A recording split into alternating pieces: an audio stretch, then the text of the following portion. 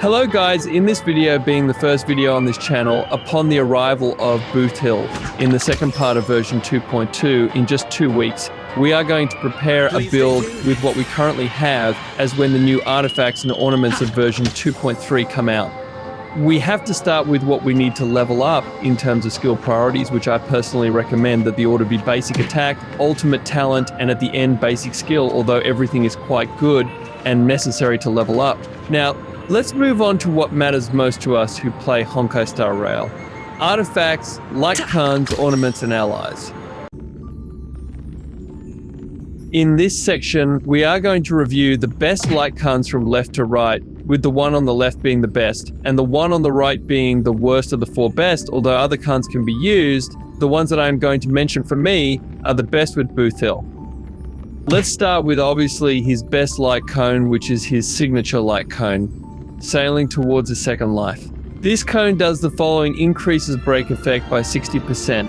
The break damage dealt by the wearer ignores 20% of the target's defense. When the wearer's break effect in battle is at 150% or greater, increases their speed by 12%. Let's remember the main ascension trace of Boothil increased this character's crit rate, crit damage by an amount equal to 10%, 50% of break effect, up to a max increase of 30%, 150%. This asks us that in battle, the maximum break effect we should have is 300%, which is necessary to have the maximum bonus. Secondly would be Ciel's light cone. In the night, this light cone is pretty decent. Obviously, it doesn't give you the breaking effect you need, but it can help you balance stats, although it has a speed requirement, which we will see later in the artifacts. Still, this cone does the following for those who don't know or remember. Increases the wearer's crit rate by 18%.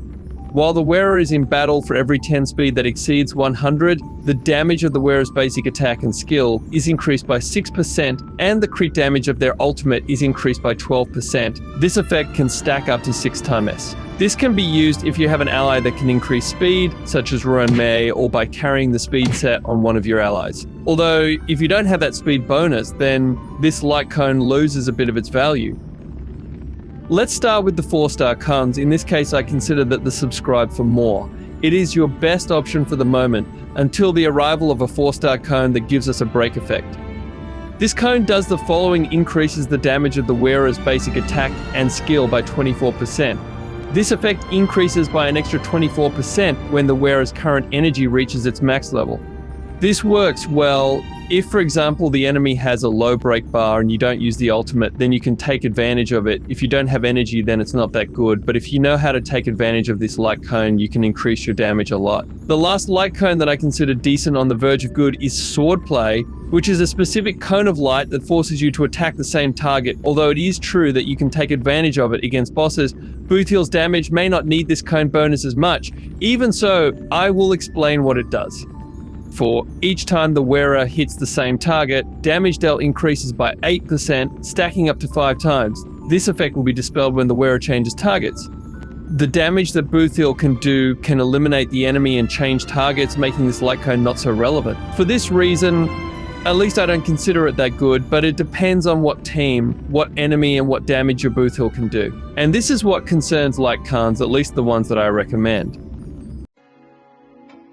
In this section, we are going to see which artifacts are the best for Boothil, obviously using the same criteria as before. Left the best, right the worst. In this case, we must take into account what we are going to carry in each piece and the most important substats. First, we are going to take into account artifacts and ornaments that we currently have, and then we will add the new ones. Since getting a new set is more difficult than to use pieces from a previous set, of course, when the new sets come out, it is advisable to farm them because they will be useful for many characters that work like Boothil. The first set of artifacts that I am going to recommend for the moment until version 2.3 is Thief of Shooting Meteor. This set gives the following bonus: 2 pieces increases break effect by 16%, 4 pieces increases the wearer's break effect by 16%. After the wearer inflicts weakness break on an enemy, regenerates 3 energy. This set works well since Boothil's entire kit is based on breaking weakness, and with Ruan Mei's increased break efficiency, this is even more beneficial, remembering that with the break effect it is already a good set for him. In addition, If you carry his signature light cone, this can help even more, since his ultimate ability helps very well to lower the enemy's break bar easier. The second set of artifacts that I am going to recommend, and that is actually pretty good and everyone should have some pieces, is the set of Musketeer of Wild Wheat. This set is quite balanced and I personally like it, plus it is a set that is there from the beginning, so everyone should have some good level piece or two. Well, apart from that, I have to explain what it does. This set with 2 pieces attack increases by 12%, 4 pieces the wearer's speed increases by 6%, and basic attack damage increases by 10%. Basically, basic damage increases, but quite strong. Now, thirdly, with what we currently have, what I recommend is that if you have good pieces of sets such as break speed, attack, or physical damage, you can use them in him. Remembering that the maximum breaking effect ceiling necessary is 300% to have the maximum crit rate and crit damage. Now, since at least some of you already know what the new artifact sets do, I will proceed to say what bonuses them give us. The set that is most useful in this case is Iron Cavalry against the Scourge. 2 pieces increases break effect by 16%. 4 pieces if the wearer's break effect is 150%, 250%, or higher, ignores 10%, 18% of the enemy target's defense when dealing break damage to them. This being his best set by far, at such a level that it helps even more to increase his damage since his light cone also makes him ignore defense, this causes Boothil's damage to increase tremendously. Now, this is what concerns artifacts. Now comes what I consider more specific, the ornaments, here being sets of 2. It is easier to mark which are the best sets. We get to the dark side of farming, the ornaments of the simulated universe. Fortunately, in this section, Boothil is quite simple to build, but after explaining its best sets, I am going to mention what stats should we put on Boothil. Well, let's start with probably the set that almost everyone has already farmed, Rutilant Arena from World 7 of the simulated universe. In short, this set with 2 pieces increases the wearer's crit rate by 8%. When the wearer's current crit rate reaches 70% or higher, the wearer's basic attack and skill damage increase by 20%, while easily counting on having the maximum break effect that gives us 30% crit rate. It only asks us for 40% more, which is quite simple counting substats, and the 8% that it gives us just by carrying the 2 pieces, it already asks us for 32% crit rate, and that makes it easier to build him. Now, the second set that is not far behind is Talia's set, which is in World 5 of the simulator universe, being an incredible set.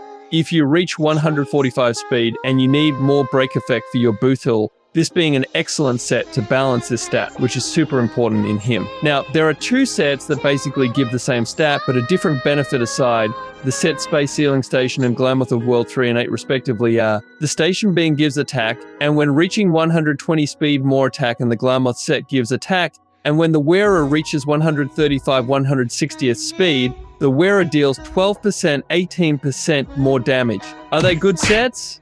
Yeah, are they that good? Nope, they are easily surpassed by other better sets, but if you don't have anything better to put on him, for now it's good until you get the good set. Outside of the sets that I recommended, I don't think another one is worth it, being totally honest. Now, going to the pieces and their main stats, the obvious thing is going to be crit rate in chest, speed in boots, break effect in rope and orb, of whatever you like. The bleed effect left by the break does not scale with anything other than break effect and level, nothing more.